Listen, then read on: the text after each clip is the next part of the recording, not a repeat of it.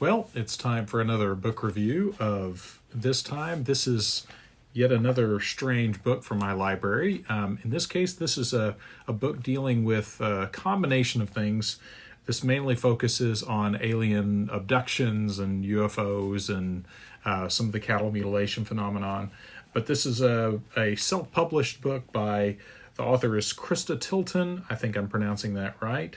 And this is called the Bennewitz Papers. And if you ignore a lot of the sensational wording of confidential report for your eyes only and all that kind of stuff, this has some really interesting stuff in here. And just a quick explanation of the story behind this is interesting just because this book came out before a lot of more recent information has since come out about Paul Bennewitz and his Project Beta. And I'll hopefully get around to reviewing the book of that name called Project Beta. But in the meantime, Christa Tilton's book, which I believe was published in 93 or 94 or so, somewhere around there, early 90s, I believe, follows the tale of Paul Bennewitz, who in the late 70s, early 80s, was researching what he believed to be alien spacecraft, taking off and landing in the, I think I'm pronouncing this right, the Manzano nuclear complex in next to Sandia Labs, just south of Albuquerque in the Air Force Base there. And you can see that mountain, the whole mountain has just been riddled with tunnels. You can see the entrances from the neighborhood there adjacent to it. And that's where Paul lived. And you can still see that today. And it even has signage telling you, don't linger in this area because it's a really high security area. And his house overlooked this neighborhood. And from there, he could see into that nuclear facility. And he saw what he believed were alien spacecraft coming and going. And he saw this as a huge security threat to the Air Force Base and to the nuclear weapons stored there. Now, most people typically, the story would end there. You'd say, well, the guy's a crackpot. He's just seeing things or whatever. But Paul Bennewitz was a fairly well-known guy in that area as far as in his scientific credentials were also well-known. He sold some scientific equipment to the Air Force Base. And he had a shop that was right on the edge of the Air Force Base. And he was no hack. I mean, this guy was knew electronics forward and backwards and knew he was seeing something exotic and recorded it with his 8mm film camera, started picking up radio signals and whatnot from some of the more sensitive equipment he was privy to. So he did what a patriotic American would do. He reported it to the Air Force Base. And the Air Force Base, what we now know, what has since been revealed by the Air Force itself, is that he had stumbled onto some very sensitive classified programs, but rather than just tell Paul, hey, go away, dude, this is top secret stuff, they decided to pump him full of disinformation. So the $1 million question in the story of Paul Bennewitz is how much of what he stumbled onto was bona fide, real information, and how much at what point, if you can find that point where they started feeding him BS and you can separate those two out, you can really discover a lot of very, very fascinating things about classified programs that were happening in the late 70s, early 80s. And obviously so sensitive to the point that they felt like rather than tell him to back off, they felt like it made more sense to just feed him a steady diet of disinformation, even having other UFO researchers that were on the payroll for the Air Force that were also befriending him and feeding him false information. And that led to a lot of the modern UFO lore today came from Paul Bennewitz. And again, the $1 million question is, how much did he know before they started pumping this stuff into him? And is it possible to separate that out? And that was kind of the Air Force's point. And in fact, later on, another Air Force guy by the name of Richard Doty, one of the main ones that was in charge of that disinformation effort, I think he was with AFOSI, and he even said that another intelligence agency, I believe he said the NSA was involved at some point as well, even breaking into Paul's home.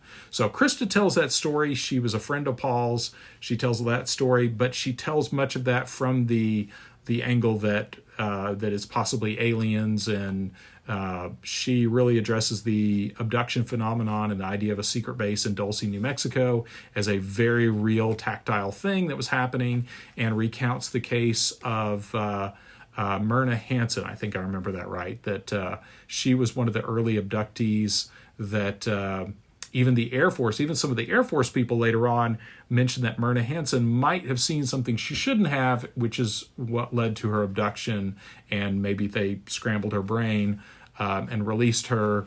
And anyway, so fascinating book on this. Some of it is kind of a lumbering read. Some of this stuff is all over the place. She puts in a lot of documents in here. There's a lot of documents and pictures of scans of documents and pictures in here.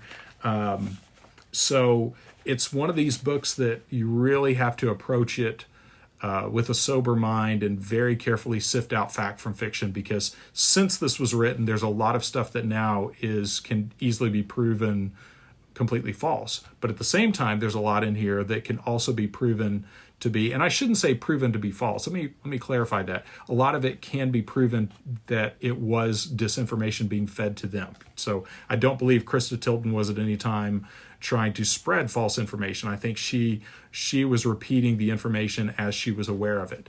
And much to her credit, one of the fascinating things in this book is this section right here on page 13, where she quotes Martin Cannon from his paper titled "The Controllers," and she talks about how